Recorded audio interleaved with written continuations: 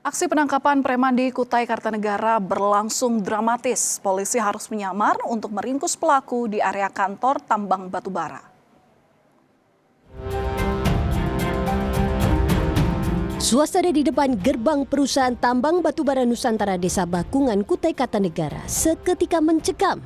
Seorang preman tiba-tiba datang sambil membawa senjata tajam. Namun si preman ini tak menyadari jika orang-orang di sekitarnya ternyata adalah anggota Polsek Luajanan yang sedang menyamar untuk menangkapnya. Pelaku yang berusaha melawan dan melukai seorang petugas membuat polisi terpaksa melepaskan tembakan peringatan ke udara.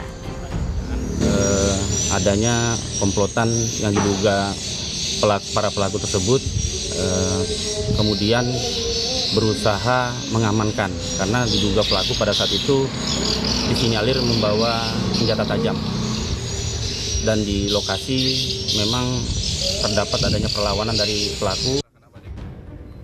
Dari hasil penyelidikan, pelaku merupakan bagian dari komplotan preman yang kerap meresahkan warga dan pihak perusahaan. Mereka sering melakukan pencurian dan pemalakan disertai ancaman.